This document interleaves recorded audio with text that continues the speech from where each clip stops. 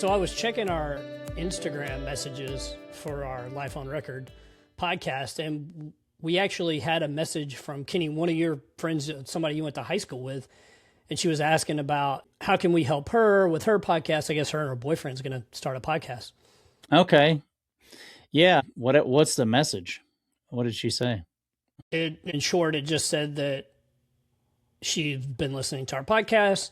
She likes the format and what we're doing and wanted to learn more because her and her boyfriend want to start a podcast about conversations on music in the 90s or pop culture in the 90s and some kind of like different theories and stuff they have about how things happened in the 90s, something about that. I have to look at the exact message. Yeah.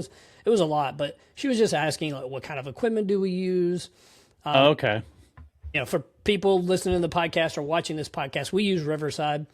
They're not a sponsor of ours, but they could become a sponsor of ours. We actually have a way of doing that, but we don't advertise anything. We don't make any money off this podcast. So, but we use Riverside. I talked to her about the Rode mics that we use and, you know, that we use Apple AirPods for headphones and we use our phones or our computer for a camera, just things like that. And then she said that she needed something that was remote because I guess her boyfriend and her wouldn't be able to record all the time, or at least record together at like certain us. points. Yeah. Yeah, like us, right. And because, you know, we live in different states, it would make sense for her to do something like that or something she wanted to do with her boyfriend. Okay. That's cool. Nice.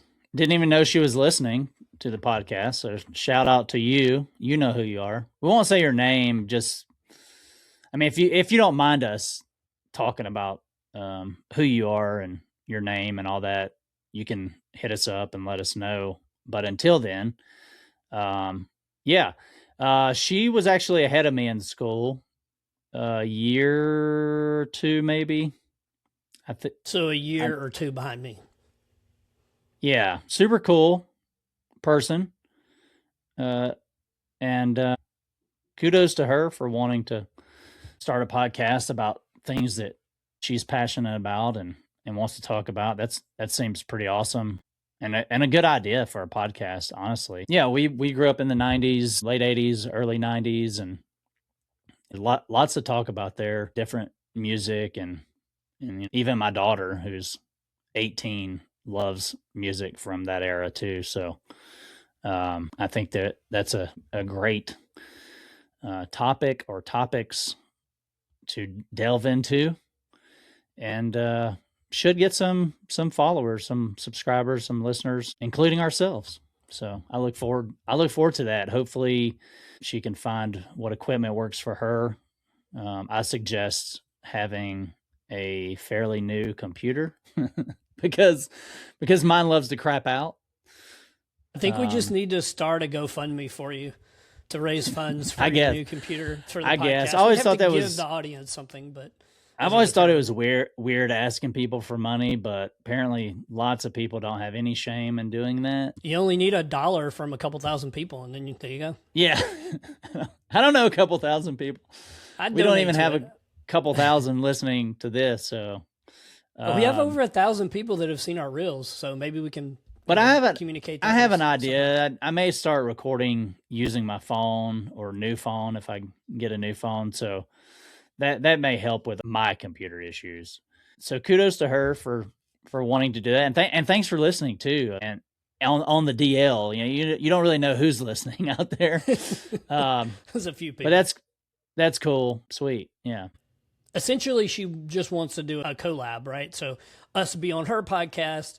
And maybe she mentioned that too. Yeah. Yes, and then for sure, yeah, on our podcast as well. They haven't started their podcast yet, so maybe that would be something where we bring them on first, and they can introduce and talk about their podcast as an upcoming thing, and then that way it'll help drive audience members to that podcast once it launches. Yeah, we can send her 5 or 6 people to to listen. A few listeners, yeah. I'm with that format. She probably will get a lot more listeners than we would. than we Yeah, I do. think so. Just because we talk more about personal things that maybe you can relate to, maybe not. So it's I see how and why. And we're not here for like we need followers, we need listeners. No, not really. And we've talked about this before, and I mentioned it on a podcast.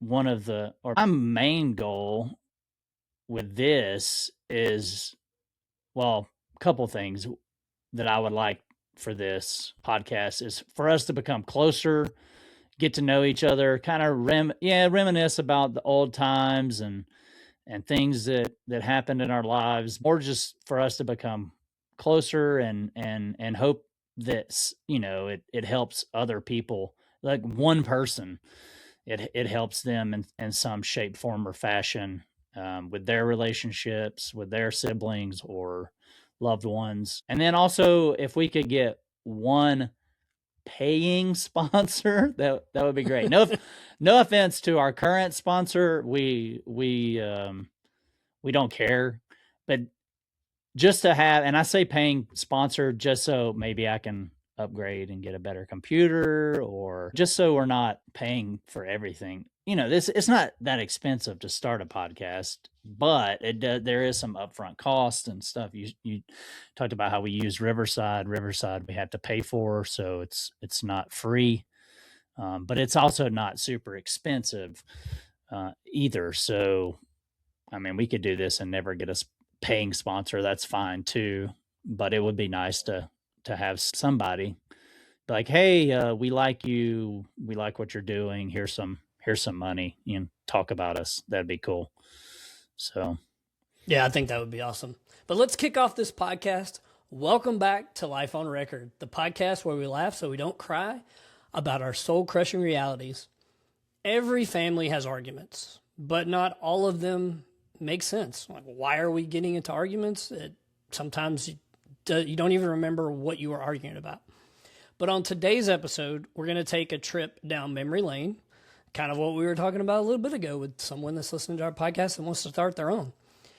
And we're going to call out some of the absolute dumbest, pettiest arguments we've had over the years. And yes, we still remember some of them. Well, kind of some of them, I guess you could say, Kenny. Yeah, I mean, I barely remember what I had for breakfast or lunch yesterday. But I do remember some of this stuff that we're going to actually delve into.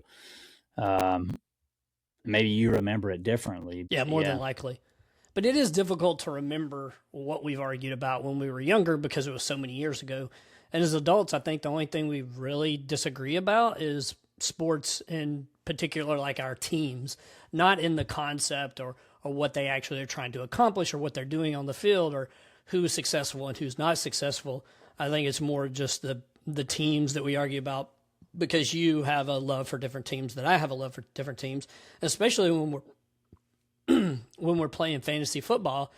There might be a little bit of banter or argument there because, who you drafted or who I drafted or who other people are available on the waiver wire. That can get a little bit of competitive every week when you're trying to get the same player. And it's just like how much fab money, if you play fantasy sports, you may have a fab fantasy type team, which we do, where we have a specific amount of value that we're using to spend to get these players. A budget, if you will. Yeah, a budget. And we, you might put half of your budget on one player, and I'm like, that is the dumbest thing. Why would you do that? And it's like, well, I need this player because I have these injuries and I need a backup, or I need somebody to put in my lineup that's going to play for the next 4 to 6 weeks, where you don't need somebody, so maybe you're only going to spend $12. I agree that when it comes to fantasy football, that it's based on value of that player week to week, not, okay, well, I have to have them, so I'm going to spend all my money or all my fab money on it. It's not actually real money. It's just fantasy football terms. But I find that with fantasy football that I try to add value to what that player is, and I may only say like $7 or somebody else is $24, and I'm like, that's stupid. Why would they do that? And here's why. Because my interpretation of that player is based off of the whole season. And Kenny will tell you. Kenny, who won fantasy football in our fantasy football group this last year? Well, it was beginner's luck. I will say So that. I was the champion, right? I beat you in the championship game, but I won. So I think the way I play has some consideration on how to win in fantasy football. Okay, so let's tell the whole scope. So this year, or no, last year. Last year, yeah. not that. Last year, so I'm in a fantasy football league, just one league that has 10 teams.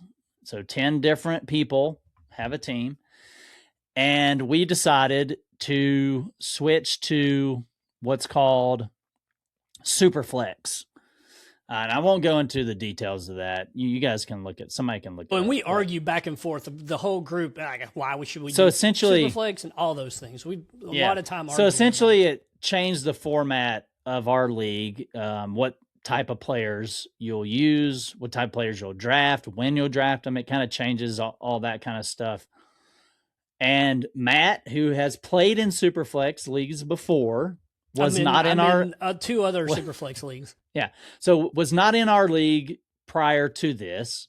We lost someone in our league. He decided to move on, or we kicked him out. I'm not really sure. I'm not the commissioner, so he was the not worst exactly sure what happened. Player in the group, worst one. Yeah, it was the worst. Always the worst team, and so that may or may not have any bearing on it. But anyway, he left. Well, yeah, I didn't get any of his players. I didn't get. It was a new draft. So we started fresh. We started fresh, and we added Matt. So we had complete league, 10 teams. Matt comes in, and yes, he won the league. He was a champion this past season. And I finished second. I lost to him in the championship game, which still chaps my rear to this day. That's okay. Revenge is coming. Well, it doesn't matter. Barely or not. It doesn't matter. Right. And I didn't finish top of the league. I was second, and then we went into the playoffs. Yeah, getting in there and winning when it matters the most, those last 3 weeks. Yeah. Or 2 if you have a bye, but... And historically, you play well in the playoffs. As long as you make it to the playoffs, you're usually within the top 3, if not winning a championship. Because you've won several years. Yeah, I have 2 championships since I joined the league in 2017, I believe, or 2018. I can't remember the exact year, but I won my second year in this league, and then won 2022, I believe it was. 2023, somewhere around there. You know, my memory's horrible. So, but I do have 2 championships from this league, and all the same people are in there from when I started, except for the one person that left, and then you joined. So, yeah, that's the full context. Like I don't think any of the other players in our league have played Superflex before. So there's a little bit of adjustment. And yes, I sought out my brother to get advice on how to draft and stuff like that. And based on your position in the draft, you're going to draft different than someone else. So it's kind of all, I guess, based on where you are and what other people draft and stuff too. So yeah, it's really just the quarterbacks, though. That's all it is do you take quarterbacks earlier? You know, how many quarterbacks do you draft, put on, because you can play 2, and they typically will score more points. They don't always, though. Sometimes you will have receivers and running backs, especially this last year where, you know, McCarthy played a lot better than he normally has when he was Who's McCarthy? McCarthy. I said it wrong. Christian McCaffrey. Sorry, I said it wrong. I said McCarthy. McCarthy, is it? Yeah, I wasn't thinking really straight there. The current Steelers Christian head coach? McCaffrey, yeah. Former Green Bay Packers head coach McCarthy, right, McCarthy out there. I'd love to see him at running back, to be honest. He's a big boy. Big guy, right? I have the concept where fantasy football, you need to be thinking about it not all year, but essentially from the NFL draft until the season starts. When we argued over text message, you know, between my brother and a couple other people that are in the league, because it really just depends on what players are getting drafted and where they're going. Is that going to help their team be better? Maybe their line's going to get better. Defense is going to get better, which we know. Look at Seattle. Running the ball and defense won that championship for them.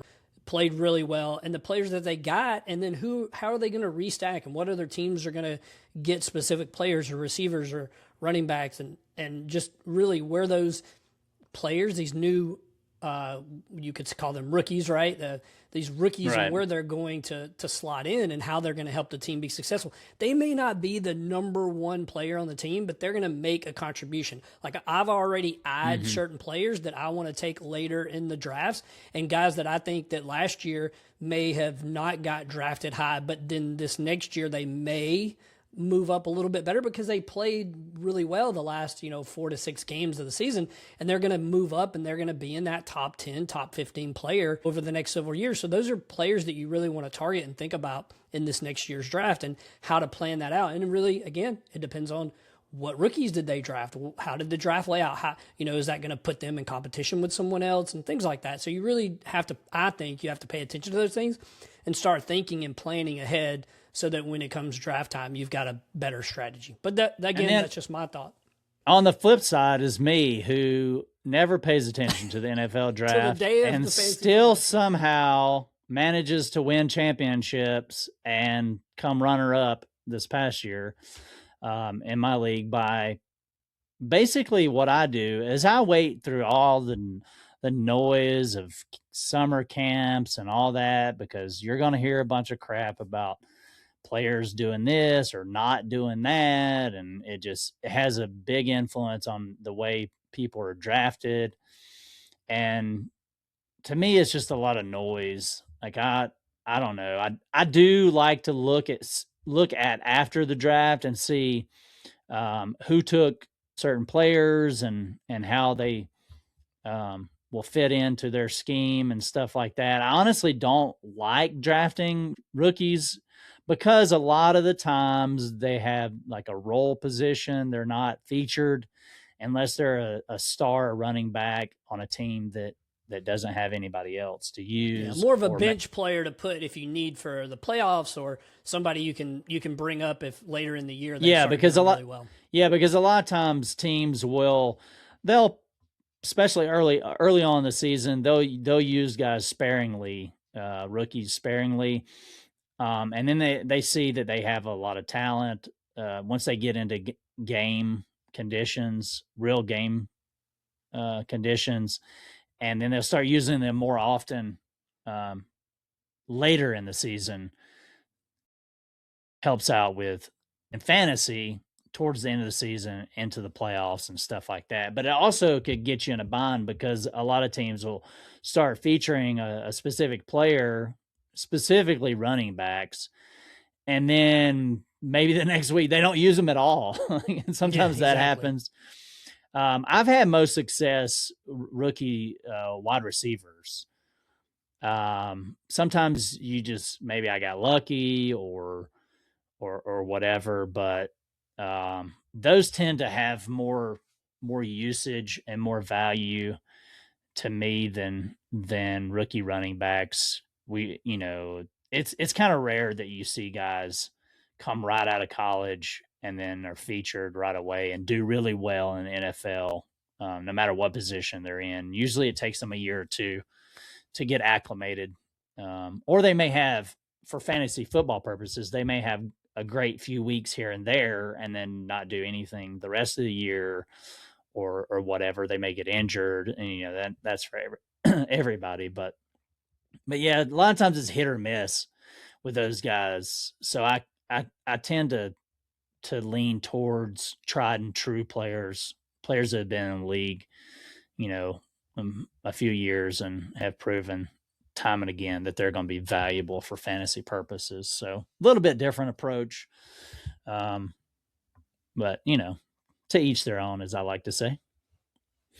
Yeah. My wife would say it's dumb for us to argue. And that's why I was saying this is a petty thing for us to argue about fantasy football. Yeah. It's like, it's the pettiest thing to argue about. Yeah. And I'll say a make-believe team that we get very little value out of it. Yeah. It's all for fun. I mean, you can say we argue about it, but I'll take the money. That's good to it's win. Playful. For this yeah, podcast. We do. That money from that championship is paying for this podcast. That's true. And thanks for that, Matt. He did buy my microphone, if you can see right here. the microphones we use with that money and other things. So yeah, I mean, other than that, I mean, we're not in fantasy football to get rich, or it's more just for bragging rights and to, have fun with your friends and and give them a little hell here and there about different stuff. Make fun of the people that suck at it. That's always fun. Yeah. So, it's all just for fun. And another thing I would say, and being honest, we've even argued about this podcast, like how even today. True. So not just sports, like just how we'll do the podcast, when we'll record it, and it's not like full blown arguments, I would say, but just like what the, kind of shit. We need to edit this. No, we need to leave that in. Why are you editing it? Why are you taking that part out? Right. This needs to be a 2-parter. Why do you want it to be a 2-parter?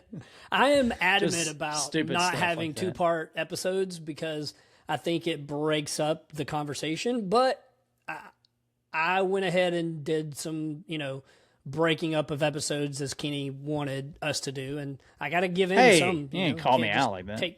Can't take control over everything. No, we agreed. We argued about it, and then we talked about it, and then we came to an agreement. Well, truth be told, we've only come up with so many ideas for podcasts, and we like to. We're starting to run out. We like to get more interviews. We'd like to release one podcast every week, and in order to do that, you have to have things to talk about. So we pre-planned a bunch of podcasts, and eventually those ideas will run out. So we do have to have things to talk about. So splitting some podcasts that went a little longer than we anticipated, splitting them up made sense to me to extend the episodes so that we're able to still release one every week. So, and luckily, and also allows us to bank episodes. Like we're recording this on whatever day, but it won't be released for 2 or 3 weeks. So, and we recorded a podcast last week that will probably be dropped, I don't know, before this one or after, who knows at this point. Like, I don't think we were recording kind of out of order. One. Yeah. I think it'll be before this one. So yeah, we have one dropping on Monday that we recorded weeks ago. And then the following week, I guess, will be the one we recorded last week. So we're keep us ahead. So Matt, we both work a full-time job, and he's doing most of the editing, and we have families and all this stuff going on. So as you can imagine, it's time consuming to do it all. And so I just thought it would be a way to take a burden off of him. Really, I was trying to look out for you, bro. But damn, I didn't even look at it that way. I was just thinking that let's get these motherfuckers out there.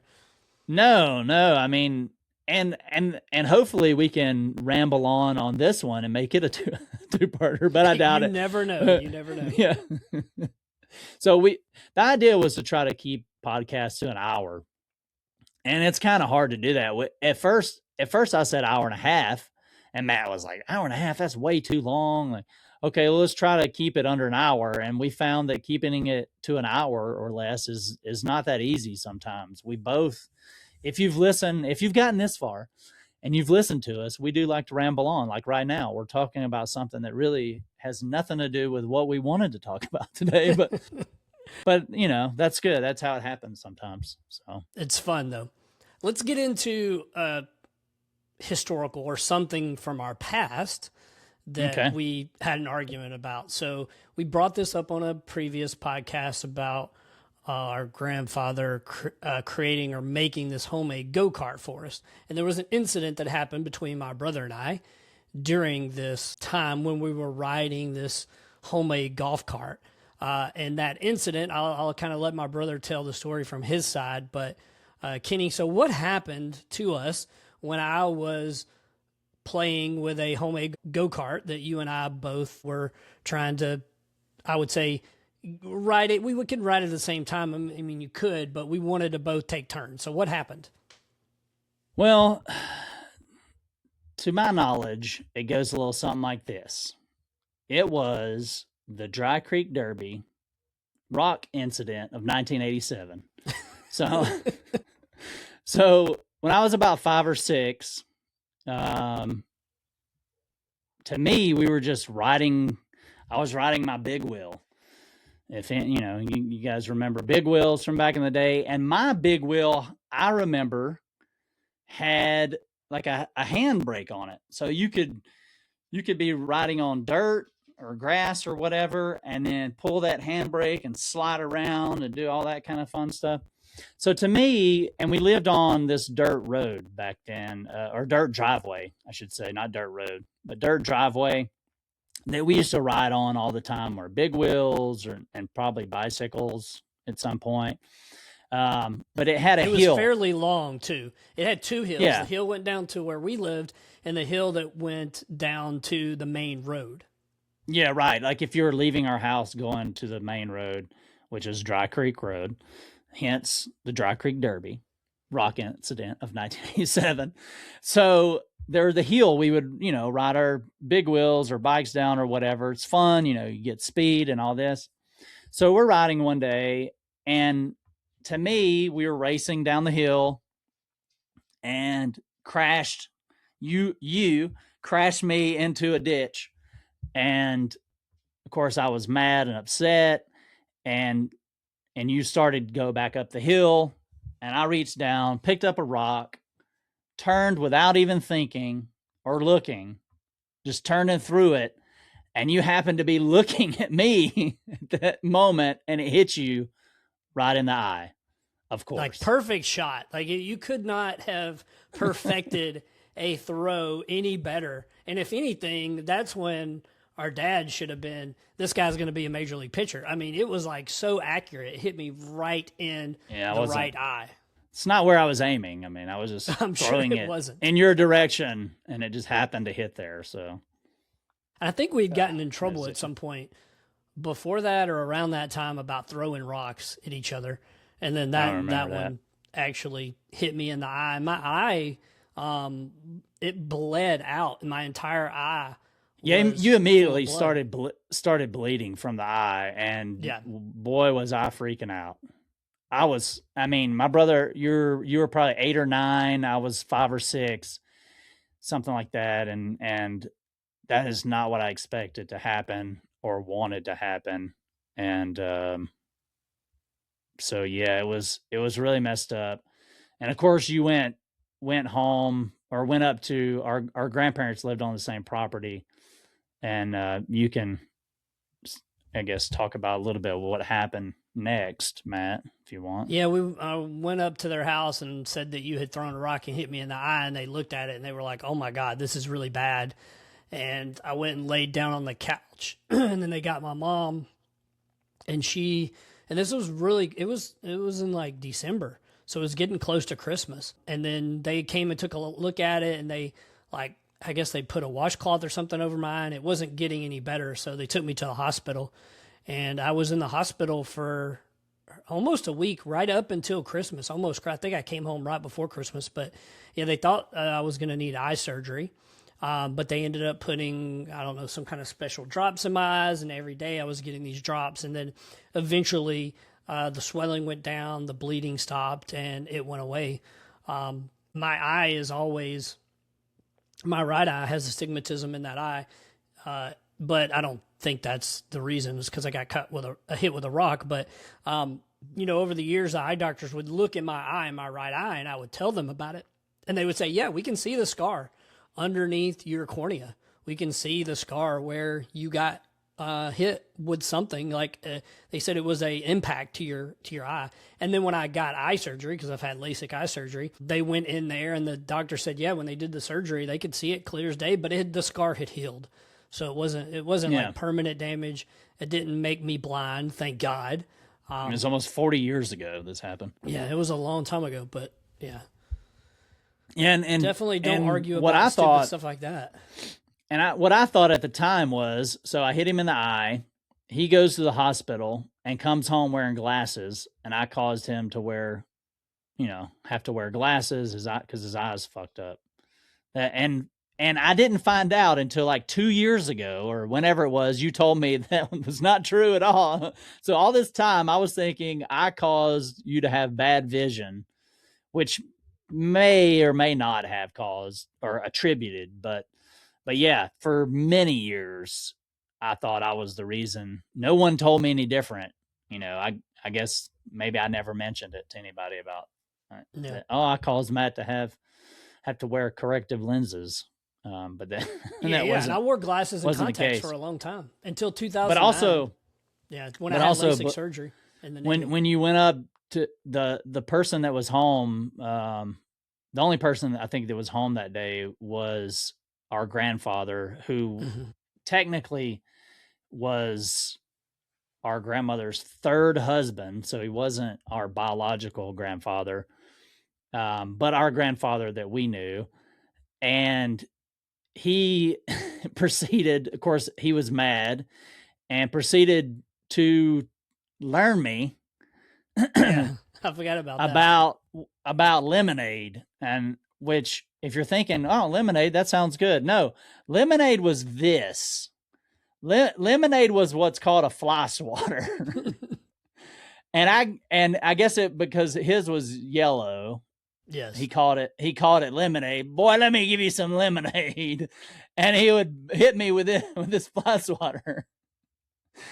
It looked exactly like this. This is, wire, probably rusted like this one too. And but yellow instead of white. I got beat with this that day. It wasn't that bad, I guess, but for a small child getting hit with plastic and wires is probably not a good time, but I do remember that. So I don't know. I was on the couch and it was blind in my right eye and it was hurting. The pain was excruciating.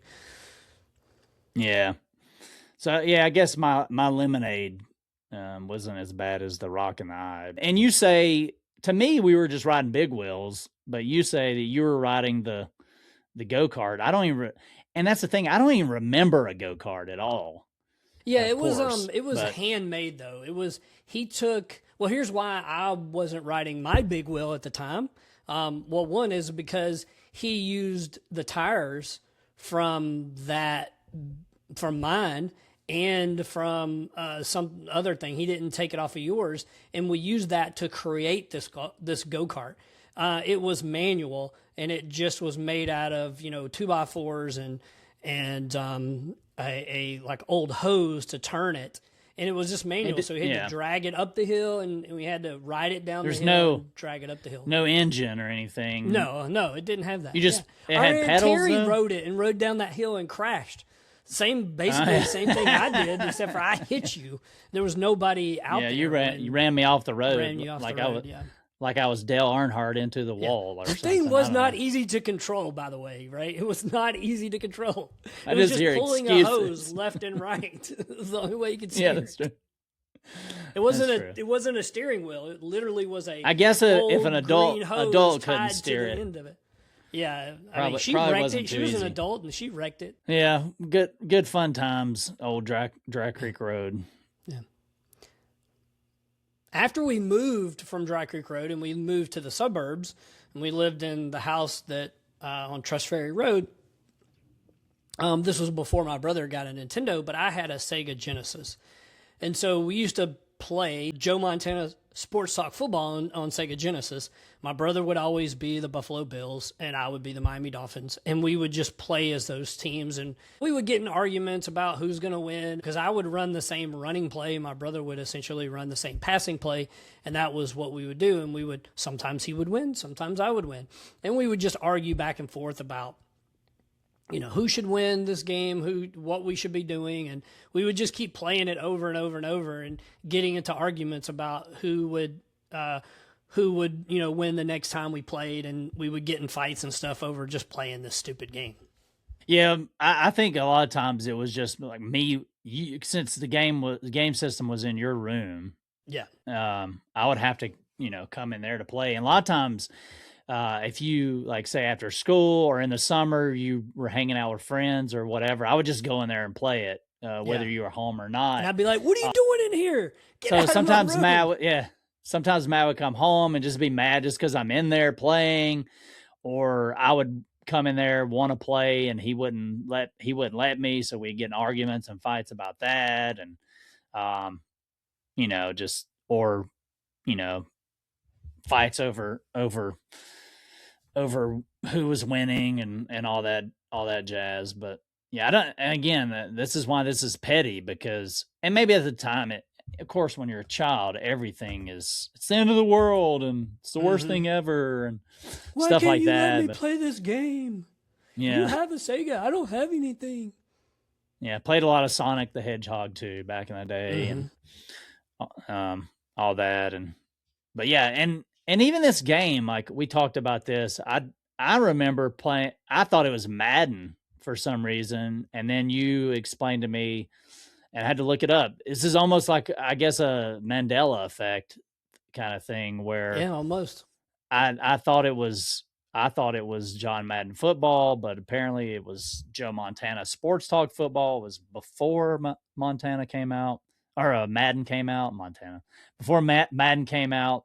I'm not a lot of time, like the Mandela effect, I'm not a believer in that. I just think people just misremember things, like the whole Berenstain Bears and all that jazz. Well, they came out at the same time, essentially, and they were both made by EA. EA made both the games, which is kind of weird because EA made John Madden football, and Joe Montana football was essentially, published as a Sega Genesis game from Sega, but Sega paid EA to make the game. And so when they made John Madden was a little bit better. It had more plays. It had different design and stuff, where the Joe Montana game was more of like an arcade style. So there was very similar games made by the same company, although they weren't published by the same company. So that was maybe why. And then we ended up playing Madden later in years. But yeah, the first time was Joe Montana Sports Talk football. Yeah, and it was fun. A lot of fun playing that game, especially in the 90s. The Bills were, because this had to be in the 90s or early 90s. When the Bills had Thurman Thomas and some players I can't remember right now. Yeah, they had really good. Essentially Jim Kelly was the best quarterback in the game. Jim Kelly, Andre Reed, wide receiver, and just, they went to 4 straight Super Bowls and all that. So they had some really good players. And so I always tend to like to play with them. Most of the time is the only way I could beat you probably was using the Bills at that time.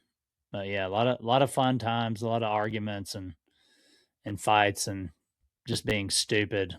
I think we'll talk about it later about what led to another incident. So we're going to take a quick break and give a shout out to Paco's Powder Coating. Again, these guys do great work and deliver on time. If you've got wheels, parts, furniture, recreation equipment, or military and first responder gear and want to upgrade or restore it, they do high quality powder coating that lasts. Mention Life on Record when you call, email, or stop by for 10% off. Check them out at pacospowdercoating.com. All right, back to the show. All right, so the next thing we're going to talk about is the damaged door incident. So when we were teenagers, I think our parents are still mad about this one too. Maybe they've gotten over it at this point. I don't know if they're still mad about it, but we'd have to ask them. So when we were teenagers, like we said, we fought a lot about stupid stuff, about whether it was playing video games or watching cartoons after school or whatever. And again, I don't remember what we were arguing about, but something made me mad. And a lot of times I would get mad and Matt would just kind of laugh because he thought it was funny, I guess, that I was mad at him. And then this one day, asshole again, because I was just laughing at your. He would just make things worse by laughing at me. So one day I got mad at him about something, and he went into his room and locked the door. And so we were separated, and I I couldn't say what I wanted to say, or maybe try to hit him or wrestle with him or something. I don't know. And so I started like pounding on his door. He wouldn't let me in. Like I was just determined to get in to his room for some reason. And so I was pounding on his door, and then he wasn't letting me in. So I'm just gonna chop down this door. And I don't really think I had an axe or maybe a knife or something. And I was stabbing the door. It was a knife from the kitchen. It was a knife from the kitchen. And I started, yeah, this makes me sound like a serial killer or psycho or something, but well, just to let's pause for a second. So I think you might have forgotten why this led to this. So I had seen a movie or a TV show or something where a police officer had taken a phone book. Like back then we had these big, thick phone books. And I grabbed one of our phone books, and because my brother and I were arguing or wrestling or fighting about something, and I took the phone book and I held it up to my brother and I started punching the phone book. And so I was hitting him, but through the phone book because it wouldn't leave any marks or anything, but I'm sure it hurt. And then he chased me into my room, and I had ran and locked the door behind him. And that was like why you were so mad, I think. That's part of it. Of course, I still don't remember what we were arguing about, but that's what kind of led to it.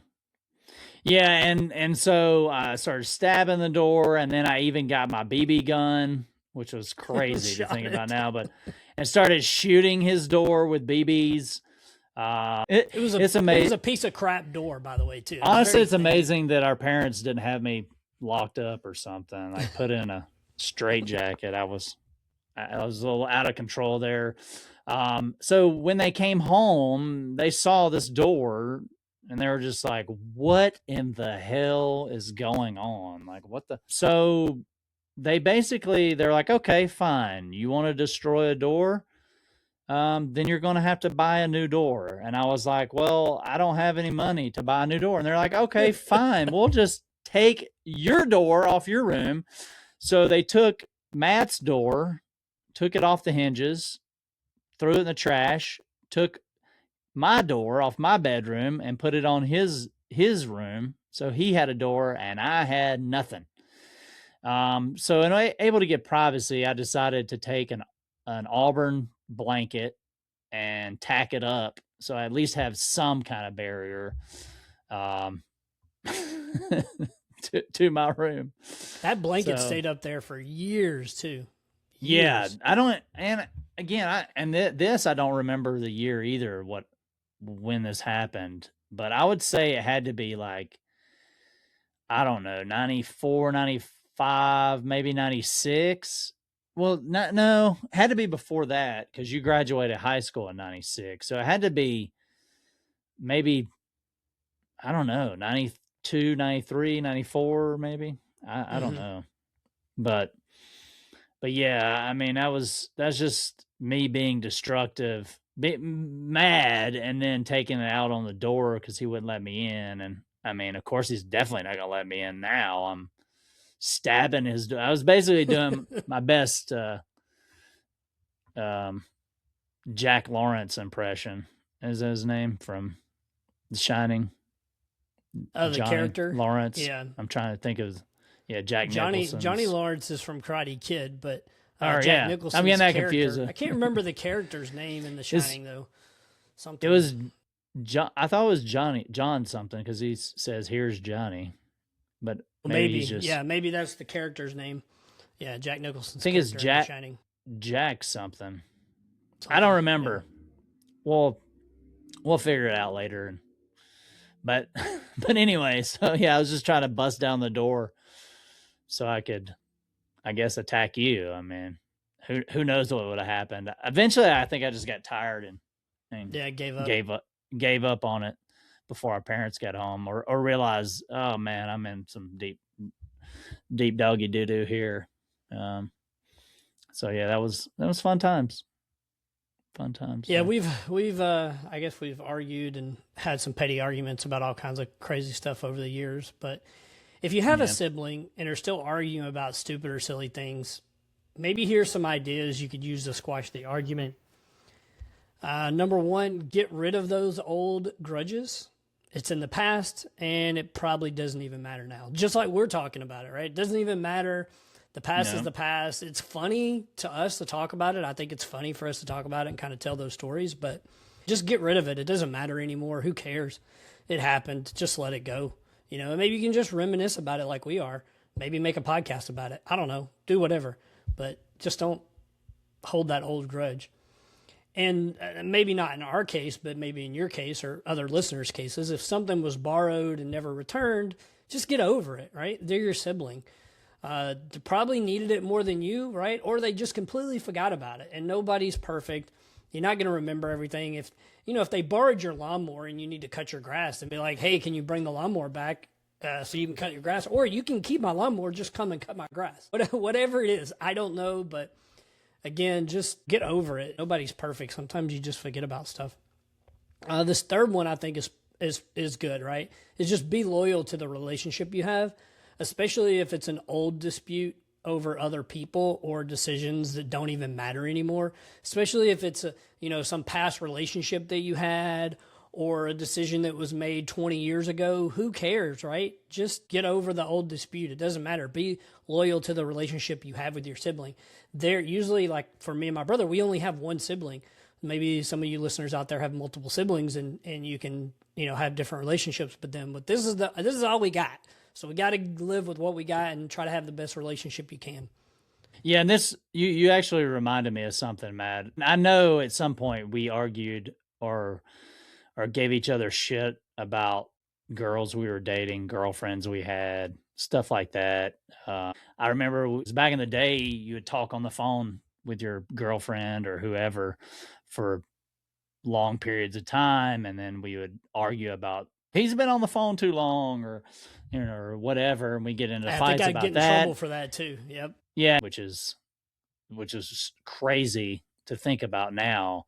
That my parents allowed him to get his own phone line, and then sometimes I would use his phone line to make prank calls when he wasn't there. He doesn't know about that. I was just remembering, maybe I'd have a friend or cousin who I won't say, but you could probably figure out who it is, that we'd hang out sometimes, and we'd like to make prank phone calls, and I just remember making one. Well, it was another time. I was at somebody else's house. It might have been at her grandmother's house, because we used to make prank phone calls from her house, and they would call, and she'd be like, "Who is this? What the hell are you talking about?" And hang up the phone on them. We'd be like, "I don't know. Why did somebody?" Prank calls were a big thing back in our day. Yeah, no caller ID. They didn't. They only some people had star. Before whatever the star 69. Star 69, I think, would call you back, but not everybody had that. But yeah, it would call the phone number that called you, but you don't know the number, you don't know who it is or anything like that. But it was so that Joe's speaking Morgue. of did happen to me once, and this isn't anything to do with this podcast necessarily, but I was at a friend's house and we were just dialing numbers randomly. We would just random. We would put in the first three numbers were always the same, and then the next four we would just put random numbers. And I called our grandmother's house randomly. Yeah. And our cousin who was living with her at the time answered the phone, and I didn't know who I'm calling. I don't know who's answering. And then I asked him if there was a John in the house. And of course he said no. And I said, "What do you do? Shit out the window." And then he's like, "Grandma, Kenny's cussing." I'm like, "What? How do you wait? First, how do you know who I am? Like, what kind of ears do you have? Like, your hearing is." Yeah. So I got in trouble because they did the old star 69, called back and woke up my friend's parents, and it just became this whole thing. And I got in trouble. I was like, how'd our cousin, his name is Mark. I don't know if he'll ever hear this, but just so you know who I'm talking about. How in the hell he knew who was calling? I don't know to this day. I mean, maybe if we ever see him or talk to him again, could ask him. But that was wild to me. But so yeah, that just reminded me of us arguing about girlfriend or whoever, stupid stuff, talking on the phone and stuff like that. It doesn't matter. We don't even talk to those people. We don't even know those old girlfriends anymore, or that we used to shit on each other about, or so like you said, it doesn't matter anymore. There's exactly. There's other bullshit we can argue about, like fantasy football or how to do this podcast. Exactly. And that leads us to our last point, which is just let it go, right? Just like from the movie Frozen.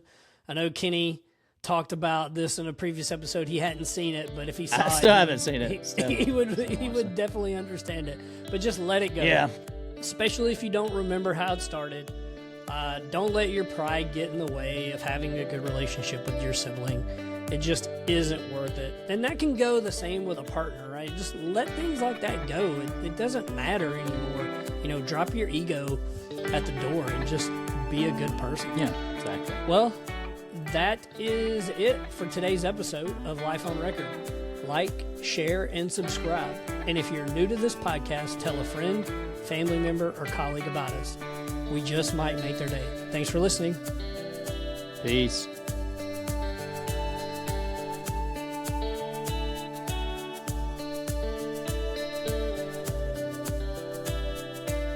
Life on Record is written and produced by Matt and Kenny Compton.